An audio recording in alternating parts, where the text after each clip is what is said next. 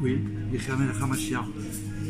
On se trouve chez Pitzman, comme tous les mercredis pratiquement, pour le cours donc de Fabringen d'Ageoula. Et en plus, on a des invités exceptionnels que Hachem nous a envoyés. Donc on remercie Hachem, puisqu'on a des élèves de Bet Rivka qui sont avec nous pour le shiur. Donc on est obligé de faire un shiur au-delà des merveilles. 2 secondes. Ah oui. Bon, voilà. D'accord. Ok. Alors, je regarde ce qu'on peut faire, parce que ça, c'est sur les dynimes.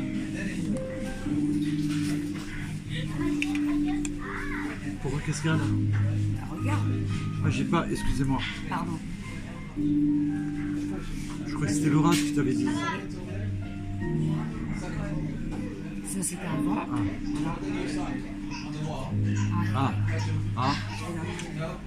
Ah oui, parce que tu vois. Oui, non, mais bon, elles sont là, elles sont venues, calme-toi. Oui, c'est Rabbi qui les a envoyées. Ne t'inquiète pas. Donc, dans la Megillah, le nom de Dieu n'apparaît pas, comme on le sait. La raison est que la Megillah, dite par Esther, par Ruach HaKodesh, elle est écrite par les hommes de la Grande Assemblée. Knesset Agdola. Bonjour. Alors il faut prendre des chaises parce qu'on a des invités de Bet Rivka. Alors voilà, sinon, alors, non, ne bougez pas. Vous voulez vous mettre là comme vous voulez. Comme vous voulez. Non, sinon on peut rajouter une chaise là. Ah oui, il y a une chaise voilà, là. il y en a une, allez-y. Ah d'accord. Allez-y, là il y a Sarah. Hein, avancez-vous alors. Tiens, rentre. Et donc, c'est par Ruach HaKodesh et ça a été écrit par Esprit Saint, non, par les hommes de la Grande Assemblée.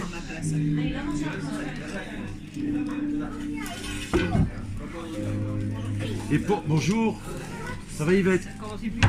Non, on a commencé à l'heure. Là c'est pris. Là il y a Sarah. Alors, une chaise et que tu la mettes ouais, là. Ouais. on Là. a des élèves de Bet Rivka qui sont arrivés pour nous renforcer. On est obligé de s'installer pour commencer. Donc, alors écoutez, pourquoi il n'y a pas le nom qui est rapporté d'Esther dans la Megillah? C'est pas si on sait tous ça. Il dit parce que normalement, elle devait être la Megillah quand elle a été écrite par les hommes de la Grande Assemblée, bien que c'était par Ruach HaKodesh, ça devait être transcrit dans le livre des Chroniques, dans le livre des Chroniques des rois perses. Donc comme ça devait être dans leur livre, ils n'ont pas mentionné le nom de Dieu puisque c'est pour les goïms. Pourquoi ils n'ont pas mentionné? Parce que ça devait être transcrit dans le livre des Chroniques des rois perses. Et comme eux, ils allaient mentionner le nom de leurs idoles. Ils ne voulaient pas que le nom de Dieu y soit. C'est évident qu'on ne met pas le nom de Dieu avec le nom des C'est idoles. mentionné dans HV Roche, dans le Oui, non, mais non, on donne la raison pourquoi c'est pas mentionné. C'est une raison qu'il fallait savoir. Donc c'était pas convenable que le nom de Dieu soit mentionné dans un tel endroit. Tu es obligé d'y aller? Ah, pourquoi tu l'as eu? Et alors? Je dois y aller. Bon, alors ok. Alors marque son nom derrière, Sarah. Tu peux marquer derrière? Rana, tiens. Super. Non, je vais marquer moi-même. Allez, d'accord. Tu veux marquer toi? Tu peux lui donner la feuille? Elle va marquer, ouais, bien sûr. Donne. Il n'y a pas de problème. Vous mentionnez pour la David Géola, que ne le t'inquiète cours pas. est dédié pour le grand-père de Abigail. Non, vous n'avez pas son nom. Si, mais elle va venir, Abigail. Ah, elle va venir Ouais. aussi Esther, elle va venir. Esther Si elle aussi. vient, alors. Ouais, je l'ai vu là-dessus. Donc c'était pas possible c'était pas convenable de mentionner le nom de Dieu. Avec des idoles au On est milieu. d'accord. Plus profondément, elle va expliquer que le nom de Dieu n'est pas écrit dans la Megillah parce que le contenu de... Non, pas encore. Parce que le contenu de ce livre, il est lié au niveau de la divinité, c'est-à-dire à un niveau tellement haut, on va expliquer après c'est quoi le niveau de Purim, qui ne peut être appréhendé par les différents noms saints de Dieu. C'est aussi pour ça. On n'aurait pas pu mentionner le nom de Dieu parce que si on peut dire il n'y a pas de nom de Dieu qu'on peut mentionner en tant que nom par rapport au niveau tellement élevé de la Megillah, des miracles qu'il y a eu à ce moment-là. Pas même le nom d'Avaya. On ne pouvait même pas marquer le nom de Yudke Vavke. C'est plus élevé. C'est spécial pour Purim. Non. l'essence même de... On va voir que c'est vraiment au-delà des merveilles. Puisqu'on va voir que c'est plus haut que Yom Kippour. C'est-à-dire que ça nous amène à un niveau de plus haut qu'à Yom Kippour. On va le voir. C'est pour ça que c'est pas écrit le nom de Dieu dedans. C'est aussi pour ça. On a donné la raison parce que ça devait être marqué dans les chroniques des rois de Perse où ils allaient mentionner le nom des idoles à eux. Donc c'était pas convenable. Mais il dit c'est pas que ça. Plus profondément, il explique parce que le nom de Dieu qu'il aurait fallu marquer dans la Megillah, à la limite on n'en connaît pas. Puisque nous on connaît jusqu'à Yudke Vavke. Mais au-dessus on ne connaît pas en tant que nom de lettres. Donc on ne peut pas parce que c'est plus haut que ça. Derrière l'histoire de Purim, c'est caché l'essence de Dieu. Béni soit-il. Donc au-dessus de tout nom et de toute description. C'est impossible de mettre un nom. Donc c'est comme si qu'on pourrait dire peut-être, ça c'est moi qui le rajoute, hein, comme ça. C'est-à-dire que c'est pas qu'il n'y a pas de nom parce qu'on ne l'a pas écrit, c'est parce qu'on ne peut pas l'écrire à la limite. On ne peut pas le mentionner. Sinon il y aurait eu un nom. Sinon on pourrait dire qu'il y aurait peut-être eu un nom. Mais là c'est impossible. Le fait même que les miracles se soient habillés dans la nature, que leur apparence fut naturelle, montre que la lumière divine fut tellement élevée qu'elle a réussi à pénétrer la nature même et elle a investi la matière du monde. Ça veut dire que quand tu lis l'histoire vraiment de Purim, Ça révèle ma chie. non mais là c'est aussi pour nous dire qu'on est en train de vivre un peu la même chose. Aujourd'hui, c'est tout dans les guerres, les trucs qu'il y a, les gilets jaunes, toutes ces choses-là. Mais dedans, il n'y a que Hachem qui se dévoile en tant qu'essence. C'est incroyable ce qui se passe. Vous C'est savez les qu'il y a plus une grands deuxième miracles. pluie de sauterelles encore? C'est possible. Vous l'avez pas lu? C'est pourquoi la joie de Purim, elle est sans limite. Ouais, C'est Adelo Yada. ouais. Ouais, Simchat Torah, il y a Simchat Torah. La Purim, c'est 2 jours. Mais on doit se dépasser dans la joie à travers l'étude, puisque normalement on doit être ivre. C'est pas que d'alcool, c'est de chassidout. Ça veut dire quoi ivre? De chassidout, ça veut dire atteindre dans notre recherche de la compréhension à un niveau qui nous dépasse, qui dépasse que d'habitude je comprends. Aller au-delà de tout ce raisonnement, parce que c'est ce que ma chère il va nous révéler. Donc il faut déjà commencer à goûter ça, aller au-delà. Même si j'ai compris que c'est des merveilles, il faut encore chercher à aller au-delà, puisque Dieu il est infini. Donc on doit essayer d'aller dans l'infini, c'est-à-dire encore. Avec Hachem, on peut toujours, il y a une autre compréhension, et il y en aura encore une autre. Et cette lumière se dévoile quand la Megillah est ouverte et qu'on en fait la lecture. Donc regardez, là on apprend déjà, c'est un cadeau. On écoute la Megillah tous les ans, et là il nous dit quand elle se dévoile au moment où on l'ouvre. C'est pour vous dire comment c'est important. Et on voit que chez Rabban on fait très attention comment on l'ouvre, et en plus elle est grande, donc on entend le bruit. Et à un moment, quand on va désigner le nom de la Megillah, on la touche comme ça, on la remue. Donc tout ce moment-là, c'est là où se révèle cette lumière qu'on peut pas, c'est-à-dire l'essence de Dieu qu'on peut pas dire avec un nom.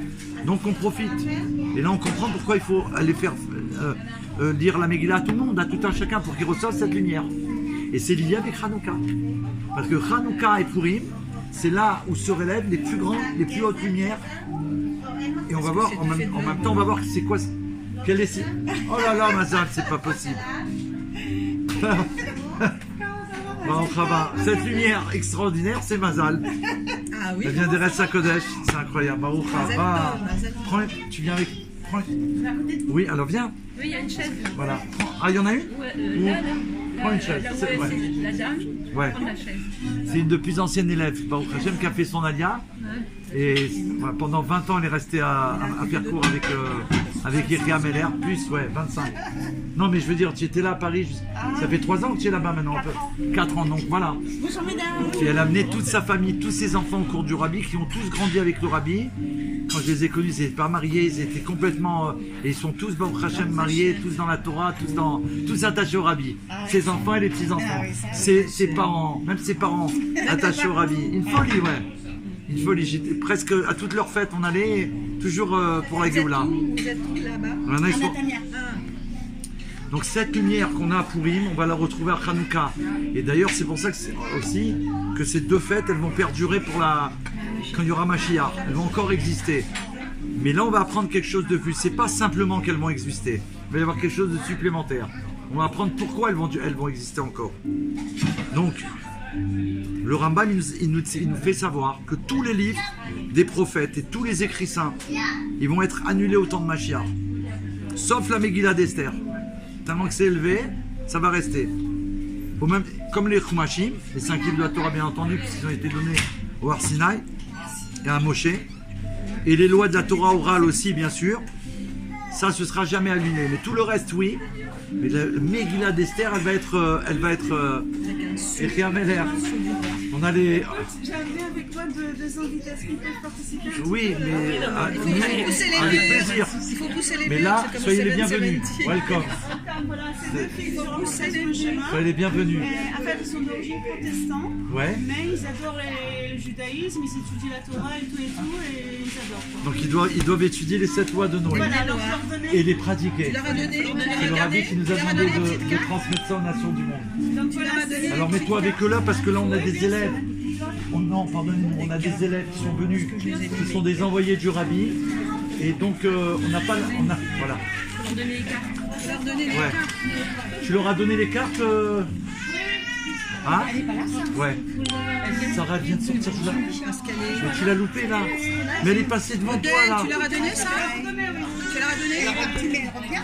Non, parce qu'elle est obligée de rentrer pour sa maman. David, par contre, je voudrais bien pouvoir participer tout le jour avec le Shira Malot. Alors, comment on fait? Vous voulez ramener ici la caméra? Attends, pour l'instant, parce que quelle heure il est là? Et 4h25. Non, on a le temps alors. On a le temps. Alors, tu me dis, Tu parles de quoi, Gérard Malot? je voudrais que mon groupe à moi. Oui. Oui, c'est la porte que je vais tirer. Et je leur avais dit qu'à 5h, on va faire le Shira Malot. S'ils veulent participer avec nous, comment on fait? Ah bah oui, mais à 5h, ok, à moins 5, tu nous dis. Parce qu'à 5h, on fait Télim. On fait des Shiramalot, du 120 au 134 à la demande du Rabbi, en faisant chaque Télim. Et pour la Géoula Mitzvah Shema, on le fait toujours de 5h à 5h15. Parce que c'est lié à la Géoula. 5h15, ça fait 515 prières qu'il a fait Moshe. Va être Hanan. 515. Donc à moins 5, tu nous dis, hein Odel? À moins 5, tu nous préviens. Comme ça, on attend de se préparer. La Megillah, alors, on a des surprises, hein. Surprises en surprise.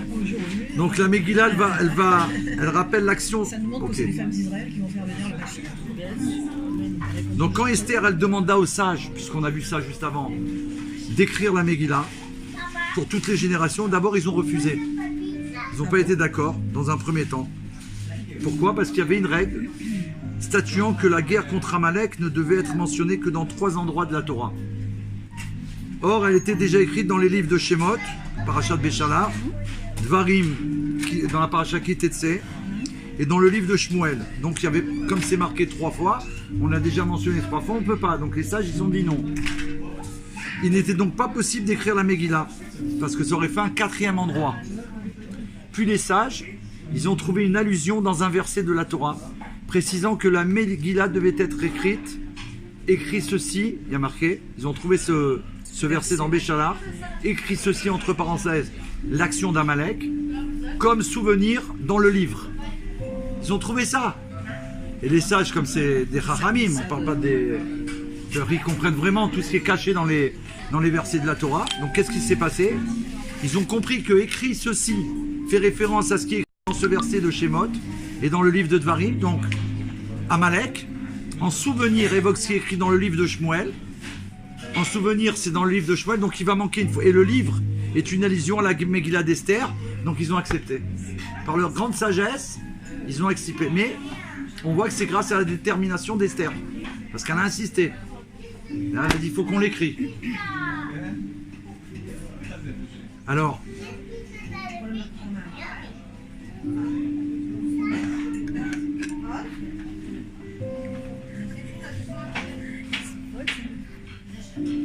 ok.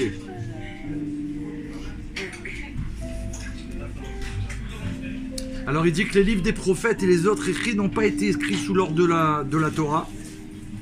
Selon le verset qu'on a cité dans Shemot, ils n'ont donc pas la loi de l'écriture, mais seulement du souvenir. C'était juste souvenir qui avait marqué, comme on vient de le voir. Et donc c'était juste un niveau de... Il faut se souvenir de ça. C'est pourquoi il dit que dans le monde futur, les livres des prophètes ils vont être annulés, justement parce que ça n'a pas été une ordonnance de la Torah. C'est juste qu'il fallait qu'on se souvienne. Donc ils vont disparaître. Et ça veut dire quoi? Que le din d'écrit qui en eux sera annulé à ce moment-là. il aura servi tout le temps qu'il devait, et après il va être annulé. Ce sera pas... Mais le renseignement, eux, bien sûr, ils vont être éternels, puisque la Torah elle est éternelle. Il en est de même pour les autres livres saints qui n'ont pas été écrits sous l'ordre de la Torah. Par contre, la Megillah d'Esther, elle ne sera jamais annulée, car l'ordre d'écrire est appris du mot qu'on vient de citer dans le livre. Dans le livre, les sages ils ont compris que c'était la Megillah, et donc ça va rester, comme les 5 livres de Chumash, ils vont exister éternellement. Donc c'est très puissant, parce que là, les Chachamim, ce qu'ils ont découvert, c'est fabuleux. C'est une époque contemporaine, je veux dire. C'est loin, mais c'est quand même dans notre... C'est pas dans la Bible, c'est extraordinaire. Alors maintenant, il dit que la raison profonde pour laquelle la Megillah, elle ne sera pas annulée à l'époque du Messie, de Mashiach, c'est qu'une lumière particulièrement élevée brille en elle. C'est la lumière de l'essence de Dieu qu'il y a dans la Megillah. Comme on l'a vu tout à l'heure, quand on l'ouvre, c'est là qu'on reçoit cette lumière. Et il dit, alors comment on a obtenu cette lumière? Comment que ça se fait que cette lumière elle est arrivée dans le monde? C'est spécial. Des surprises comme ça, c'est extraordinaire. Par le don, alors comment que c'est arrivé? C'est important parce que là on va prendre ce qu'on doit faire aujourd'hui pour déclencher la Géoula. Puisque à la minute où on est là, on l'a pas, ça s'est pas encore fait. On est en mouvement, on va dire, mais il faut le déclencher. Alors il dit, comment ils ont obtenu l'essence de Dieu dans la Megillah? Par le don de soi qu'ils ont fait les Juifs à l'époque de la reine Esther, en refusant de se convertir, parce que là ils devaient sinon les tuer. Donc, en refusant de se convertir, donc pour eux ils devaient mourir. Le fait qu'ils ont accepté de faire ça et qu'ils ont refusé plutôt de sauver leur vie, ils ont entraîné, donc ce don qu'ils ont fait, ça a entraîné le dévoilement de l'essence de Dieu. Donc quand on fait une chose pour Dieu, qui est donner sa vie, aujourd'hui c'est plus la même chose, on n'a pas donné notre vie. Il fallait se convertir. Il devait se prosterner devant un mâle. Oui, mais se prosterner ça veut dire convertir aussi. Ouais, ça veut dire d'adhérer à leur Dieu, quoi. Oui, non mais la reconnaissance chez eux c'est ça. C'est comme si tu t'es... C'est devenu leur Dieu, que Dieu en préserve. Il fallait se prosterner devant l'idole. Ouais, d'accord. Donc ça a renversé complètement la situation. Ça le Inyan de Purim. Donc le don de soi, il renverse une situation. Complètement. Et du coup, ces jours, ils sont devenus des jours de joie. Jusqu'à aujourd'hui, pour l'éternité. Et c'est ça qu'on appelle transformation de l'obscurité en lumière. Donc là, on a une clé. Transformation de l'obscurité en lumière, on peut l'obtenir que par le don de soi. Ce qui veut... Alors à notre époque, c'est quoi le don de soi? C'est Mordechai, Esther. Oui, mais c'est nous qu'on... Non, oui, non, c'est nous. C'est nous qu'on a accepté. Tous les Juifs. Même les enfants. Ils ont accepté d'étudier avec Mordechai. Jeûner, c'est une chose, mais Mordechai, il leur a demandé de venir étudier et il risquait de se faire exécuter.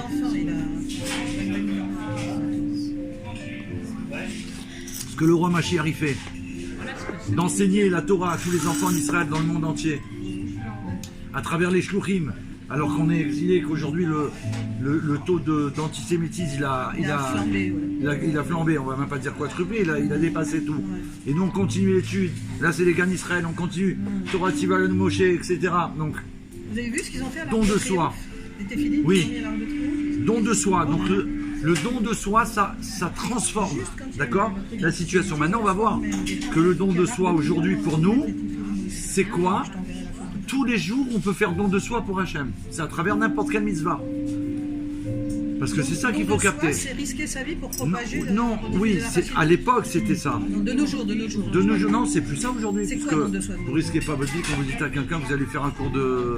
Non, mais c'est dans la rue comme ils ont fait, mettre les téfilis, ils auraient pu se faire trucider par les gilets jaunes. Pourquoi? Quand ils ont mis les téfilim dans la rue, alors qu'il y avait les gilets jaunes qui crient mort aux juifs, c'est quand même un don de soi, ça. Oui, ça c'est un don de soi, bien sûr. Mais là, oui, quand on fait du saïm. Si, il tue. Oui, non, mais c'est pas quand même... C'est pas des gens qui nous recherchent. Non, ils auraient pu... S'ils rencontrent quelqu'un, ils le lynchent. Non, mais c'est pas que comme quand il y a une guerre ou quand il y a ou qu'on nous recherche que là, c'est pas de ça qu'on parle. Aujourd'hui, c'est par exemple dans une chose qu'on a chacun de nous difficile à faire, qu'on n'arrive pas, parce que ça, pour moi, c'est compliqué, j'arrive pas. J'ai un Yetzirah trop fort là-dessus. quand je vais décider qu'une bonne fois pour toutes, je veux vraiment la Géoula, je vais me regarder dans la glace, si on peut dire comme ça, et je vais dire bon maintenant ça suffit.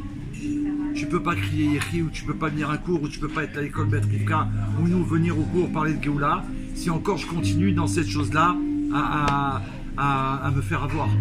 Donc il faut que je décide que je vais tout retourner mon être et que c'est terminé, plus jamais je vais rentrer dans cette histoire-là. Et ça c'est un don de soi parce que c'est toi. C'est ton don de toi, Hachem. Et bien là tu transformes l'obscurité en lumière. Là ça agit dans le monde. Là ça peut déclencher la Géoula. Si c'est simplement faire une misva, voilà, quand on a reçu des boissons et qu'on fait la bracha, ok, on a fait la bracha, bah, au Hachem, on va avoir un bon point, mais qu'est-ce que tu veux qu'on a? C'est pas avec ça qu'on va déclencher la Géoula. Vous comprenez? C'est pour ça qu'elles n'ont pas voulu boire. Non, mais on doit faire la bracha. Bien sûr qu'il faut faire pour l'honneur de Dieu. Les aliments, ils attendent. Voilà. Et puis pour faire kavod à l'endroit. Non, puisqu'on est dans un restaurant, on doit consommer un peu, c'est normal. Donc ça, on doit faire. Mais pour transformer quelque chose, il faut faire un don de soi. Donc dans ma recherche de la Géoula, je peux analyser une situation et me dire, on m'a demandé de faire ça. Si je le fais, et que je le fais comme ça, est-ce que ça va être un don de soi, de moi, de mon être, de l'essence de mon Neshama? Si je vois que oui, parce que pour moi c'est vraiment une difficulté, il faut le faire. Il faut le faire et avec joie. Et en plus il faut le faire avec joie. Il faut dire là je le fais et en plus avec joie. Je donne ça à Hachem. D'accord? Il dit que dans le monde futur il y aura un dévoilement très fort de la divinité, au point que les dévoilements des prophètes seront annulés. Ce qu'on a eu comme dévoilement, ça va être annulé par rapport à ce qu'il va y avoir à la Géoula. Comme les rayons de soleil, elles sont annulées dans le soleil, ben ça va être comme ça, c'est-à-dire qu'on ne va pas voir. D'accord? Par contre, le dévoilement du jour de Purim est si haut qu'il ne sera pas annulé. Même pas par rapport au dévoilement du monde futur. Ça veut dire que la lumière qui va se révéler à Purim dans le monde futur, elle va éclairer. Alors que normalement, c'est plus possible, puisque le monde futur, c'est la plus grande lumière qui va se révéler. Vous comprenez? On a comme du mal à s'imaginer une lumière plus forte qu'une autre lumière. C'est ça. Et surtout que là, on parle de la... En plus, on va voir pourquoi. Parce que c'est la lumière de l'essence de Dieu. C'est comme on pourrait dire la lumière originelle. Que Dieu l'avait cachée pendant tout l'exil, qui va se révéler. Et elle va éclairer. C'est-à-dire qu'on va la voir. Là, si tu allumes une bougie dehors, on va rien voir. C'est-à-dire, on va voir la bougie qu'elle est allumée, mais elle ne pourra pas m'éclairer si je veux avancer, parce que ça ne sert à rien. J'ai une lumière plus grande. J'ai une lumière plus grande, donc elle ne sert à rien la bougie. Là, la lumière de Purim, elle va m'amener à un éclairage plus grand. Ce qui veut dire qu'à Purim, pendant les 48 heures de Purim, d'accord, au niveau de l'étude et au niveau de tout ce qu'on va faire dans Torah Mitzvot, on a un éclairage divin de l'essence de Dieu qui se révèle. Donc là, il faut profiter. C'est pour ça qu'on nous demande d'être ivre de Torah aussi, de Chassidut en général, Chabad, parce que là, Baruch Hashem, on va comprendre des choses que les autres jours, on n'aurait pas pu comprendre de la même façon, parce que l'éclairage, il est au-delà des merveilles. Donc c'est très bien de faire des cours à ce moment-là de Chassidut profonda, si on peut, à Purim. Moi. Dans les 48 heures, on essaye de trouver un Zman, même si c'est court, mais de dire c'est Purim, il faut que je profite de ce temps-là pour étudier. Michté, en général. Oui, on peut faire, il y en a qui font Farbringen, il y en a, bien sûr, mais peu importe, dans tout Purim, chacun il trouve un moment pour capter, pour reprendre cette lumière. Donc pourquoi? Parce qu'on a vu que les miracles de Purim, ils se sont habillés dans la nature. Et c'est un peu ce qui se passe aujourd'hui, enfin c'est pas un peu, c'est complètement ce qui se passe aujourd'hui. Les miracles sont complètement habillés dans la nature du monde. D'accord?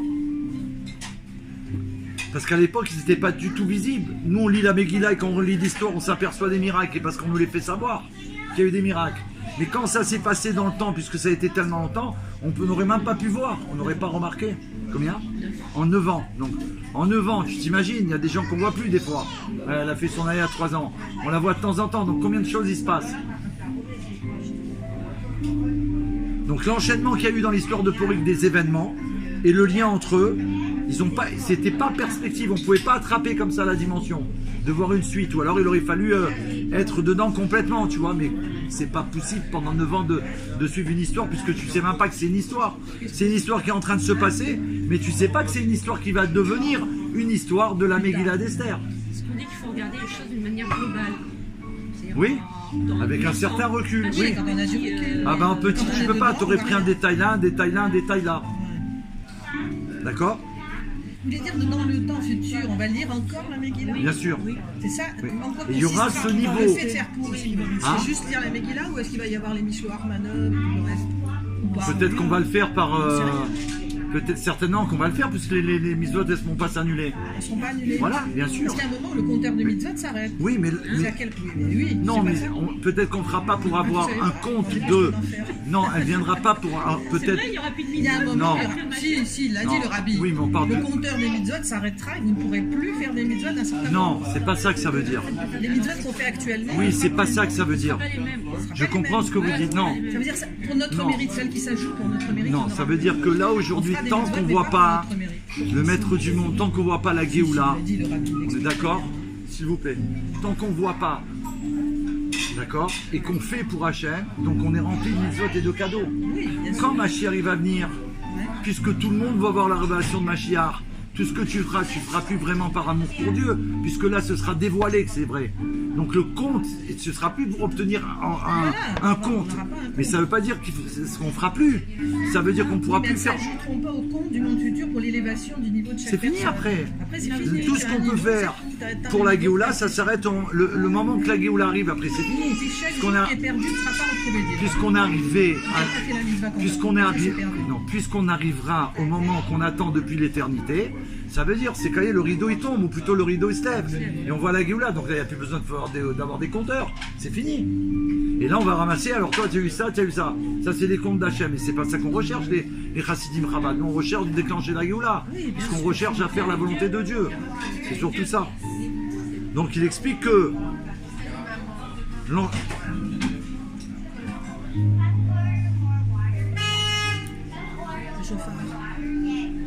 alors, c'est rapporté dans la Gemara Choulin. Où voit-on le nom d'Esther apparaître dans la Torah?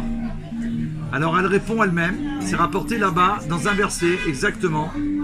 Astir, voilé, je voilerai ma face. Ainsi le nom d'Esther signifie caché. Ça veut dire voilé. Ce verset de Dvarim fait référence au temps obscur, où les Juifs sont sous la dépendance temporelle des nations, comme on voit aujourd'hui aussi. C'est un peu caché tout ce qui se passe là. Il s'agit bien là d'un voilement, puisqu'il existe alors un éloignement par rapport à Dieu, du fait que les Juifs sont imprégnés de la sensibilité de la nation parmi laquelle ils vivent. Le rattachement à Dieu passe par l'écran d'une autre sensibilité que la pure sensibilité juive. Par rapport à tout ce qui se passe dans le monde, on voit bien les nations, ils sont là, on voit bien les informations, sauf quand on est attaché au Rabbi Melech HaMashiach, on dépasse tout ça. On sait ce qui se passe, mais nous on est au-dessus de tout ça. On sait que le Rabbi nous a promis la Géoula, on sait qu'on vit dans les moments de la Géoula, que ça a même commencé. D'accord? Mais ceux qui ne savent pas encore, ils ne sont pas imprégnés de ça. Il y a le monde et c'est la preuve. Il y a certains de nos frères, avec ce qui se passe, ils ont peur, ils veulent partir. Oui, il y en a plein qui ont peur, ils veulent partir. Alors que le Rabbi n'a jamais demandé de partir. Il nous aurait fait savoir s'il y avait un danger pour les enfants d'Israël. Non, mieux encore, si vous écrivez au Rabbi, il vous dit s'il faut partir ou pas. Oui. Individuellement, je veux dire. Bien pas sûr. en masse. Il dit si vous pouvez partir ou pas. Alors maintenant, moi, ma fille, elle a appelé sa fille Adassa. Ouais. Et elle a eu une petite fille. Ouais. Et alors, Bon, alors le premier jour, elle ne savait pas, ils l'ont nommé le lundi, parce qu'elle est née dimanche. oui, donc il a nommé le... Alors on attendait lundi pour laisser faire Torah. Et moi, quand j'ai vu le nom, j'ai dit, attends, ça... Nous, on a l'habitude d'appeler des noms des Rebbeim, des Rebbetzen. Donc j'ai dit, ouais, ça m'a travaillé. Mais je me suis dit, bon, mais David, c'est une prophétie de Dieu, ne C'est t'inquiète Dieu pas. qui met le nom. Et j'ai trouvé ça, Baruch Hashem, ce passage que je vais vous lire, incroyable. Le Rabbi l'explique. Esther était en effet très pudique. Ça concerne les princesses de la Géoula. À l'image aussi de son deuxième nom, Adassa, qui signifie la myrte. La myrte, ça sent bon. Alors regardez, cette myrte, vous savez qu'on la met dans le loulav. Cette plante n'est apte à être utilisée dans le loulav. Comment ils vont dire, ceux qui vont la prendre pour savoir si elle est cachère? Il y a une condition. Si les feuilles, elles couvrent la tige. Si elles ne couvrent pas, il y a la tige centrale. Oui. Si les feuilles, elles sont une sur l'autre et elles couvrent la tige, c'est cachère. Donc elle la couvre, ça veut dire, vous comprenez, ça la protège. Tsniout. Adassa, c'est la tsniout. Donc, Esther, elle n'a rien révélé, elle n'a pas dit qu'elle était Puis juive. elle était. Mais elle n'a pas fait que parce qu'elle avait peur, pas du tout. Il fallait pas. C'est Mordechai qui lui a dit. Exactement. Mais elle a caché son identité, ça veut dire elle a caché son intimité. Regardez, c'est ça la chassidut qu'elle nous révèle. C'est-à-dire, elle ne voulait pas révéler au roi Assuérus son intimité avec Hachem. C'est ça qu'elle ne voulait pas révéler. En tant que juive, ça veut dire qu'on est une nation kadosh, sainte. Elle n'a pas voulu révéler ça à un roi qui n'est pas juif. Et que voilà, elle voulait garder cette intimité. Comme nous, on doit garder notre intimité. Ça veut dire aussi que quand on fait une action, une prière pour Hachem, il y a des choses qu'on peut dire, mais il y a des choses qu'on ne doit pas dire. On doit le faire que pour Hachem. Ça doit être une intimité. C'est ce que je fais, c'est pour toi, Hachem, que pour toi. Ça, on doit préserver. Et c'est ce qu'elle a fait. Elle a caché son identité au roi, cette pudeur, cette sniout. Ça lui a donné une grande... Alors regardez la récompense qu'elle a eue, on pourrait dire, bon alors elle a caché. Qu'est-ce qu'elle a obtenu quoi? Une plus grande intimité avec le maître du monde. Donc plus on va faire des actes divins pour le maître du monde d'une manière sniout, c'est pas pour aller faire dire aux autres, j'ai fait ça. Ah tu as vu, j'ai été à un cours. Ah tu as vu, j'ai été là-bas. Non. Qu'on va garder ça intimement pour Hachem et plus on va avoir une révélation de Dieu plus grande. Et le dit direct. Cette sniout lui donna une grande intimité avec Dieu et fut en plus l'antidote pour combattre et vaincre Haman.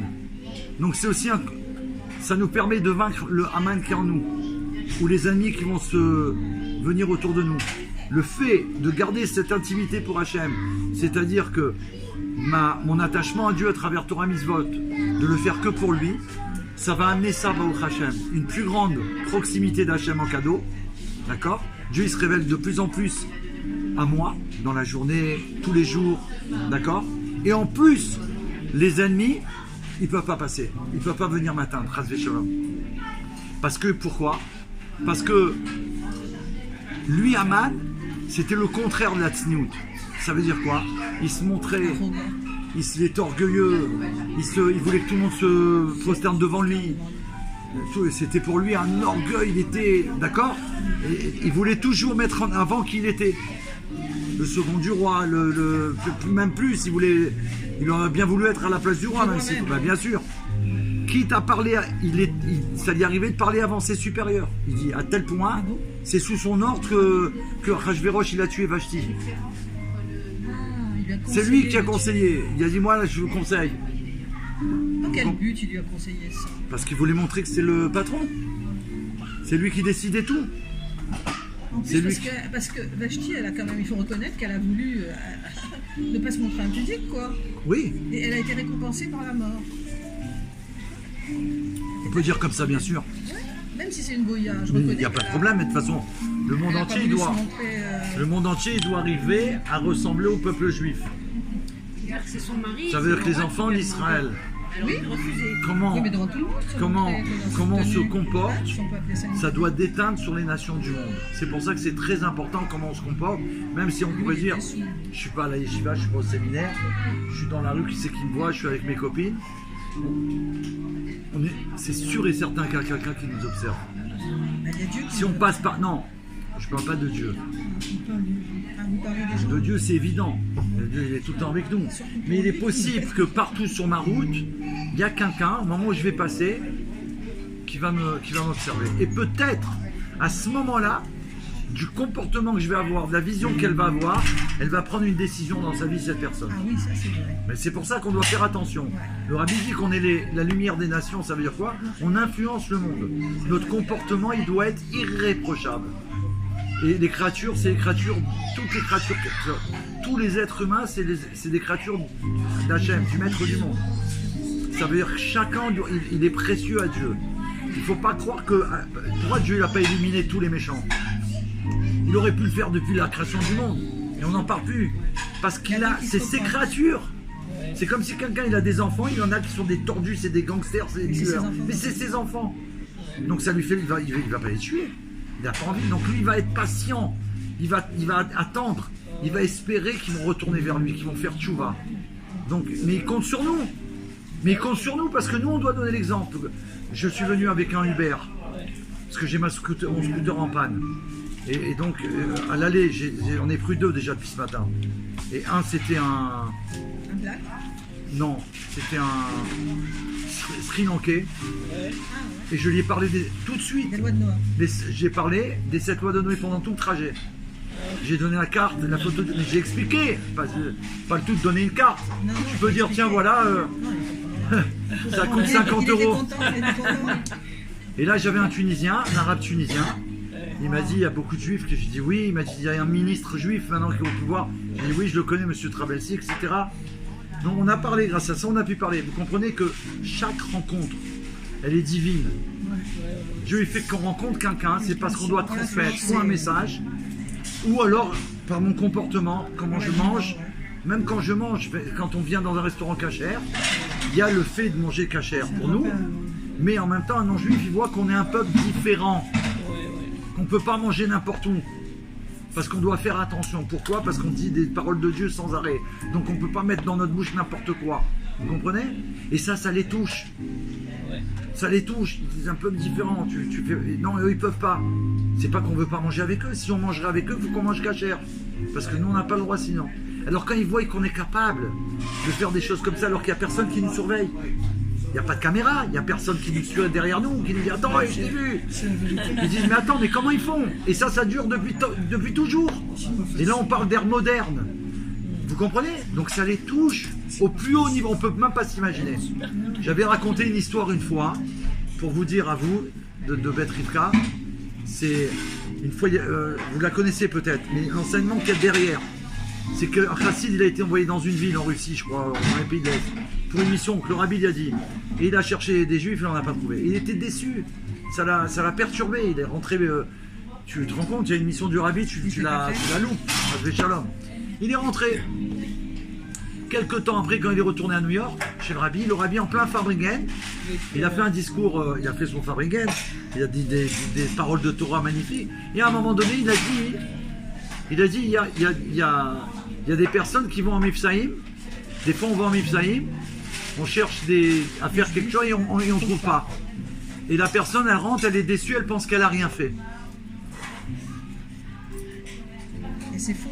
Et le rabbi dit, il faut savoir que le fait que cette personne qui est habillée, qu'elle ressemblait à un juif, dans la rue avec un chapeau, c'est un garçon là, un chapeau, une veste, des tzitzit qui marchaient une barre, le fait qu'il a marché comme ça dans cette rue dans les pays de l'Est, il faut savoir que lui, il n'a pas trouvé de juif a priori, mais il faut savoir qu'à un moment donné, il y a une dame juive qui était à la fenêtre qui l'a vu passer. Et quand elle l'a vu passer, ça lui a rappelé son grand-père, qui avait lui aussi des tzitzit, une barbe et un chapeau. Et du coup, ça réveille, enlève une tchouva, elle a fait tchouva, elle s'est rappelé tout ça, elle a eu envie de revenir vers Hachem. Il dit, grâce à ce... Donc lui, il ne sait même pas ce qui s'est passé.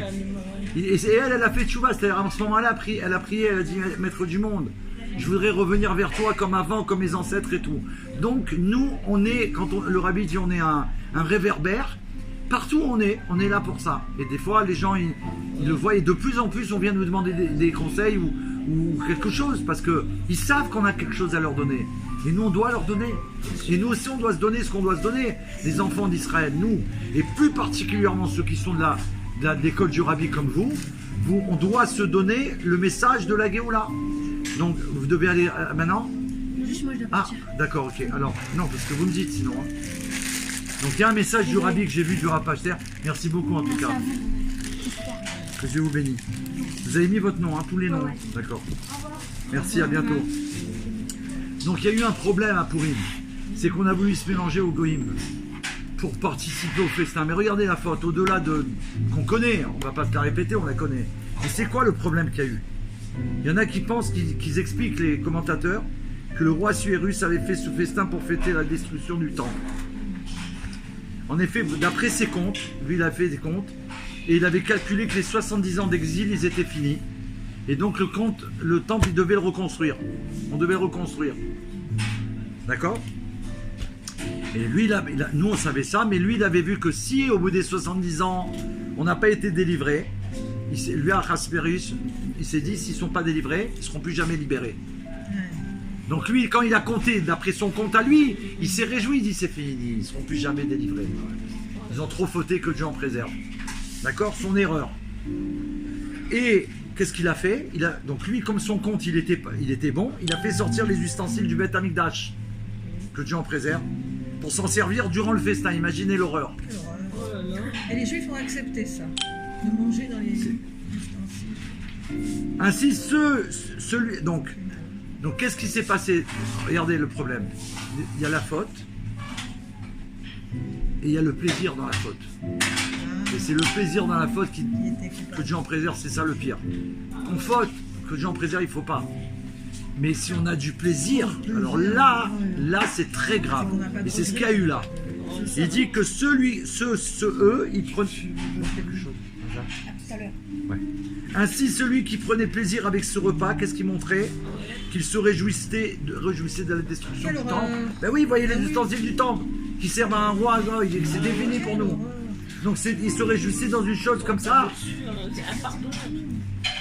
C'est pourquoi il est dit que les fautes des Juifs de se réjouir du festin de ce méchant, comme ils ont participé au festin, ils n'ont pas honoré la royauté, mais parce qu'ils considéraient que leur existence dépendait de la bonté du roi Assuérus. Eux, ils ont pensé comme ça en allant là-bas et en faisant cabot de roi, et malgré qu'il a sorti les ustensiles, qu'ils allaient être bien vus. L'erreur fatale, que Dieu en préserve. L'erreur totale. Ça va, Gabriel? On a les élèves de Beth Rivka. Il y a une place là si vous voulez. Hein. Vous avez gardé une place.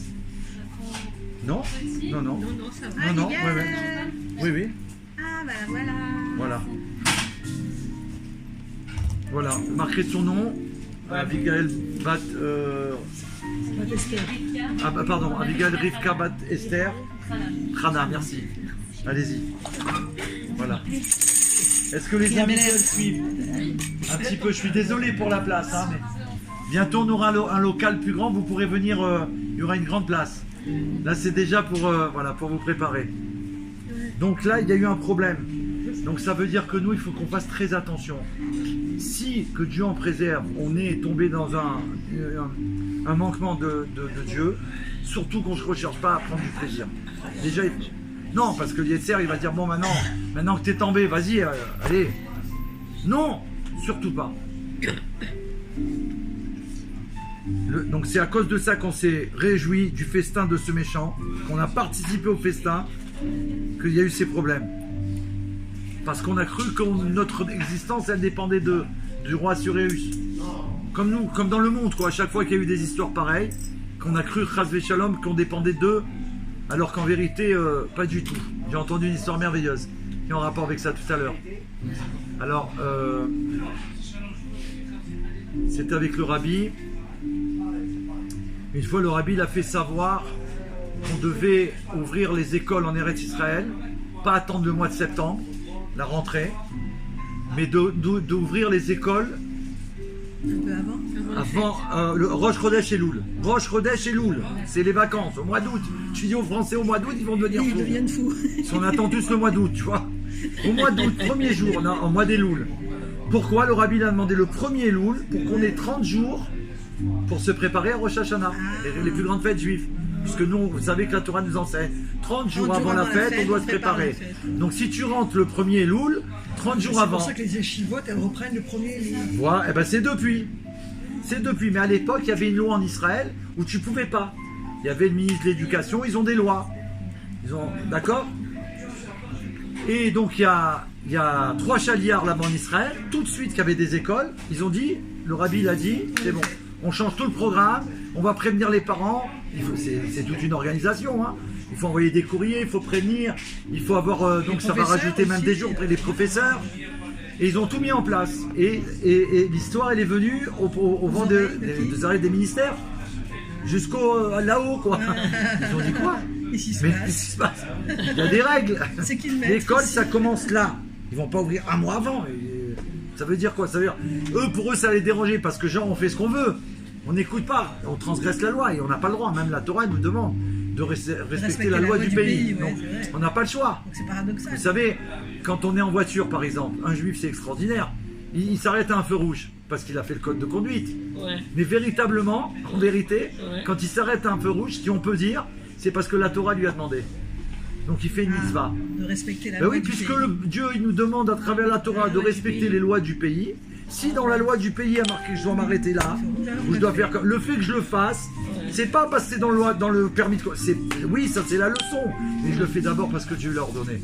Du coup, un juif, même quand il s'arrête à un feu rouge, il fait une mitzvah, il fait une action divine. Et ça, c'est fabuleux. Vous comprenez? Donc ça dépasse tout. Donc là, en Israël, ils n'étaient pas d'accord. Le ministère, ils ont pas.